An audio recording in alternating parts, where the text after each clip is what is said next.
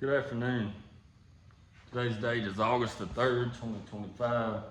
My name is Dennis Metters, and this is going to be my FTE 217 week 5 assignment.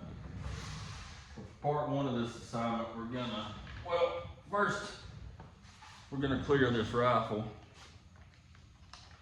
and show that there is so we have no ammunition in the magazine. We have no ammunition in our workspace other than our dummy rounds. And go ahead, I'm going to lock this bolt to the rear. We can visually and physically inspect that chamber, showing that we have a clear weapon. So we're going to, part 1 of this assignment, we're going to do a dry function check. So what we want to do first is just cycle that bolt and make sure everything cycles smoothly. Put the weapon on fire, point it in a safe direction. Then when we have a clear weapon, we're going to pull the trigger, listen for that hammer to fall. Then we're going to hold that trigger back, cycle the bolt again, and we're going to listen for that trigger reset. We got it. Our safety. Flip our safety on, take our trigger, see it does not pull, put the weapon on fire. We do get it. We got a good functioning weapon.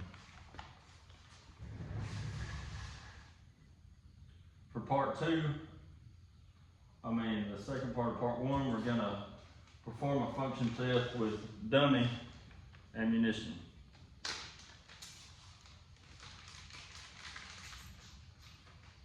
So what I'm going to do for that is I'm going to load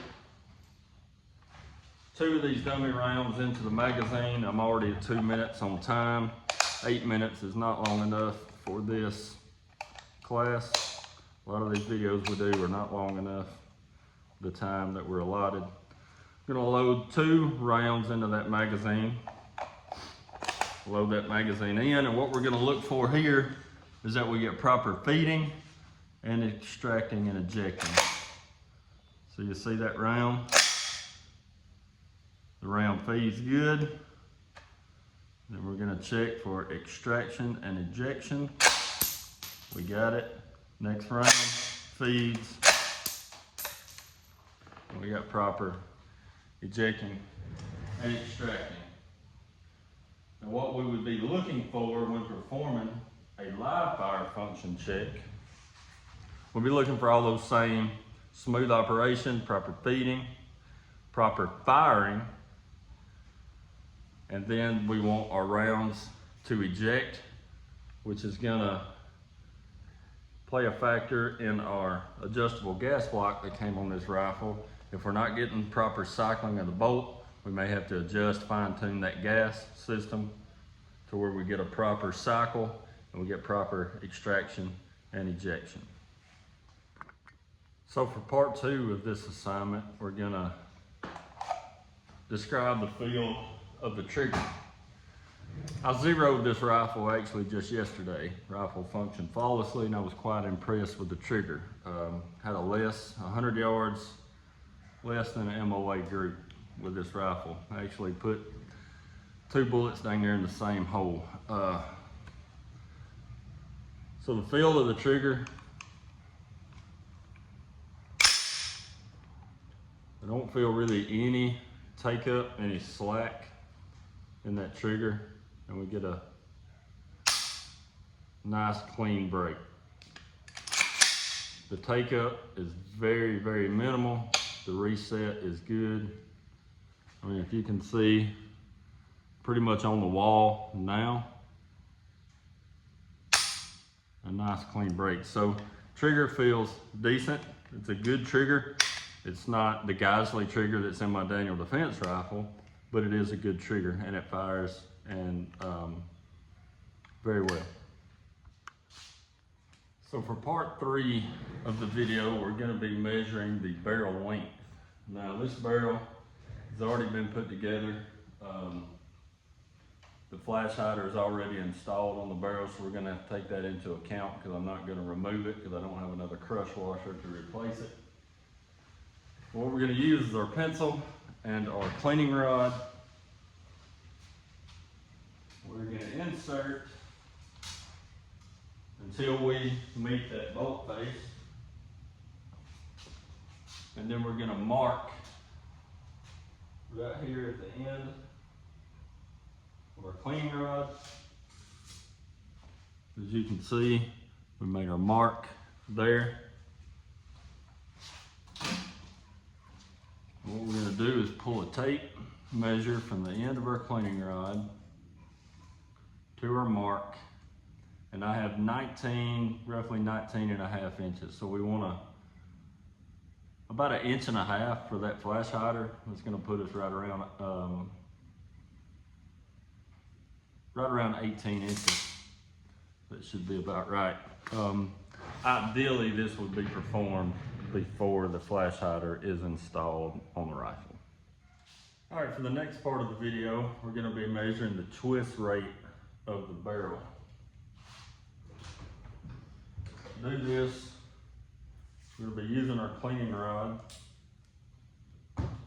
We're going to put a piece of tape on our cleaning rod so we can gauge when we've made one full revolution down the barrel. Going to put some dry patch on the end just to engage that rifling. We're going to start that rod down the barrel. What I'm going to do is I'm going to make a mark on my rod, and then I'm going to make one full revolution of the rod.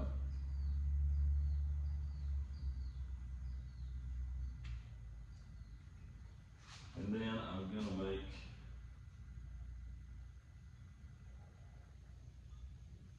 another mark in the same location. Going to pull that out. And if I can find what we did with our tape measure, we're going to measure the distance between those two marks. We've got 8 inches. That means we have a 1 1/8 twist rate on this barrel. I'm sorry, that's not a 1 1/8. That is I told you wrong on that measurement. That's a 1 in 10 twist rate on that barrel.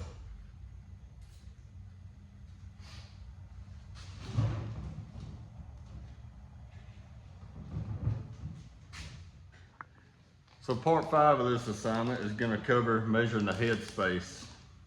For this, you're going to use the provided gauges. You've got a go gauge. You can see it says go. And you've got a no-go gauge. I have previously, while I was building this rifle, tested this. But what you want to do, you're going to remove the bolt from the bolt carrier. And then you're going to remove the pins and remove the extractor and the ejector using the bolt vise that was provided from SDI. And it helps if you've got a bench block to drive those pins out. And then you're going to put that, once these are removed, then you'll put your bolt back together without that in there, and then you'll drop in either your go or no-go gauge into the chamber. If your go gauge is inside the chamber, then your bolt should lock and seat flush in the back of the receiver. If it doesn't, if it sticks out, you've got a problem, you've got too little head space. Also, the same applies on the no-go gauge. Once the no-go gauge is inserted in the chamber and you try to insert that bolt, the bolt should not seat. It should be sticking out the back here with the no-go gauge. If it does seat, you've got too much head space. This rifle passed successfully with the go no-go gauge test. The last part of this assignment is going to be measuring firing pin protrusion. I'm going to go over this process. So what you'll need is a set of calipers. You'll need the firing pin protrusion gauge. Be careful when you loosen that screw, that pin will fall out. So what you're gonna do is kind of the same things you did with the head space. You're gonna take that bolt out, take your firing pin out. Excuse me, and all you'll need is the bolt and the firing pin, not the bolt carrier.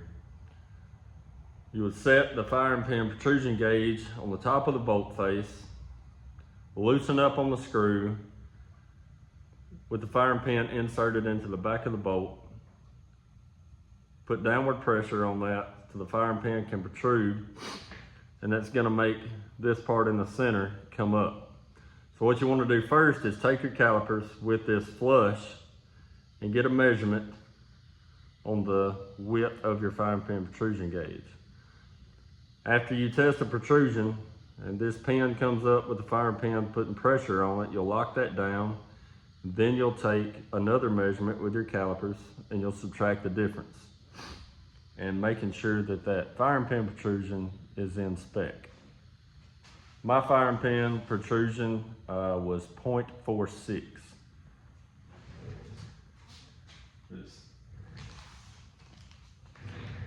And this completes my week 5 assignment for FTE 217. Thank you.